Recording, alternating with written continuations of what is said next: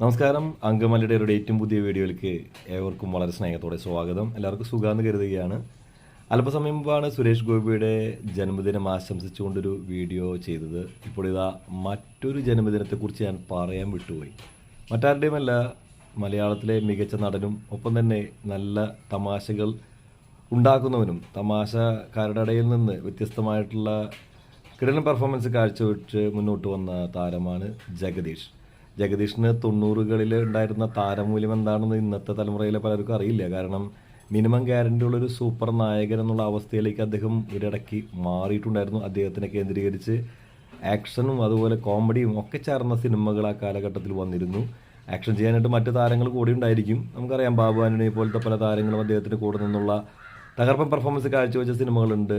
നമുക്കറിയാവുന്ന പോലെ സ്ഥലത്തെ പ്രധാന പയ്യൻസ് എന്ന് പറഞ്ഞ സിനിമ ഷാജി കൈലാസ്, രഞ്ജി പടിക്കർ കൂട്ടുകെട്ടിലിറങ്ങിയ ആദ്യ സിനിമകളിലൊന്ന്, പ്രത്യേകിച്ച് സുരേഷ് ഗോപി എന്നൊരു സൂപ്പർ സ്റ്റാറായി മാറുന്നതിന് മുമ്പ് തന്നെ അദ്ദേഹത്തിന് കേന്ദ്രീകരിച്ചുകൊണ്ടായിരുന്നു ആ ഒരു സിനിമ അന്ന് വലിയൊരു ഹിറ്റ് അടിച്ചത്. ആ കാലഘട്ടത്തിൽ ഒരു സർപ്രൈസ് ഹിറ്റ് തന്നെയായിരുന്നു ആ സിനിമ. കാരണം ജഗദീഷിനെ പോലെ ഒരാളെ വെച്ച് ഒരു രാഷ്ട്രീയ സിനിമ, അതും ത്രില്ലിംഗ് എലമെൻസ് ഒക്കെ ഉള്ള ഒരു കിടിലൻ ബൂസ്റ്റർ സിനിമ അങ്ങനെ വന്നു എന്ന് പറയുമ്പോൾ അന്ന് ഞങ്ങളൊക്കെ ഞെട്ടിയിട്ടുള്ളതാണ്. കാരണം അദ്ദേഹം ഒരു കോമഡി കഥാപാത്രം എന്നതിനപ്പുറത്തേക്ക് ഞങ്ങളാരും തന്നെ അദ്ദേഹത്തിന് വില കൊടുത്തിരുന്നില്ല. പക്ഷേ അദ്ദേഹം ഞെട്ടിച്ച ഒരു സിനിമയായിരുന്നു അത്.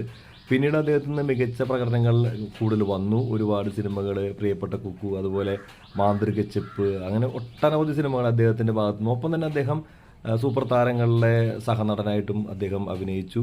വില്ലനായിട്ട് വരെ ഈ അടുത്ത കാലത്ത് വന്ന് മാർക്കോയിലൂടെ അദ്ദേഹം ഞെട്ടിച്ചു. ഇതൊക്കെ നമുക്കറിയാവുന്ന കാര്യങ്ങളാണ്. ഇപ്പോൾ അദ്ദേഹത്തിൽ നിന്ന് വ്യത്യസ്തമായ ഒരുപാട് സിനിമകൾ വന്നുകൊണ്ടിരിക്കുന്നുണ്ട്. അദ്ദേഹത്തിൻ്റെ ഗംഭീര പെർഫോമൻസുകൾ നമ്മൾ ഈ അടുത്ത നാളുകളിൽ കാണുവാൻ നമുക്ക് ഭാഗ്യം ലഭിച്ചു. റോഷാക്കിലൊക്കെ മികച്ചൊരു കഥാപാത്രമായിരുന്നു. അങ്ങനെ നിൽക്കുന്ന നമ്മുടെ ജഗദീഷ് ചേട്ടൻ ഇപ്പോൾ സപ്തതിയുടെ നിറവിലേക്ക് എത്തിയിരിക്കുകയാണ്. ജഗദീഷ് ചേട്ടൻ എല്ലാവിധ ജന്മദിനാശംസകൾ നേരുകയാണ്. നിങ്ങൾക്ക് ഇഷ്ടപ്പെട്ട അദ്ദേഹത്തിൻ്റെ സിനിമോഗ്രഫിയിലുള്ള മികച്ച സിനിമകൾ, അത് മികച്ച കഥാപാത്രങ്ങൾ ഏതൊക്കെയാണ് താഴെ കാണുന്ന കമൻറ്റ് ബോക്സിൽ നിങ്ങൾക്ക് രേഖപ്പെടുത്താം. ഏതായാലും എൻ്റെ ഹൃദയത്തിൽ അദ്ദേഹത്തിൻ്റെ മികച്ച കഥാപാത്രങ്ങളിലൊന്നായിട്ട് ഞാൻ കാണുന്ന ചില സിനിമകളുണ്ട്. അതിൽ പ്രത്യേകിച്ച് റോഷാക്കുണ്ട്.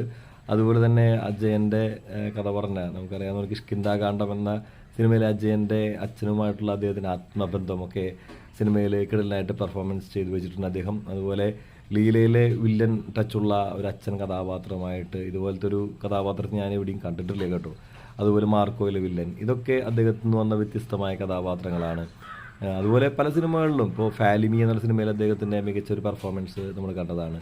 അങ്ങനെ ഒട്ടനവധി സിനിമകൾ അദ്ദേഹത്തിൻ്റെ അടുത്ത് പറയേണ്ടതുണ്ട്. അദ്ദേഹം ഒരു റാങ്ക് ഹോൾഡറായിട്ടുള്ളൊരു വ്യക്തിയാണെന്നറിയാം. അതുപോലെ ഒരു കോളേജ് അധ്യാപകനാണെന്നൊക്കെ നിങ്ങൾക്കറിയാം എന്ന് ഞാൻ കരുതുകയാണ്. ഏതായാലും ഇതെല്ലാം നിങ്ങളുടെ മുമ്പിലേക്ക് വെക്കുകയാണ്.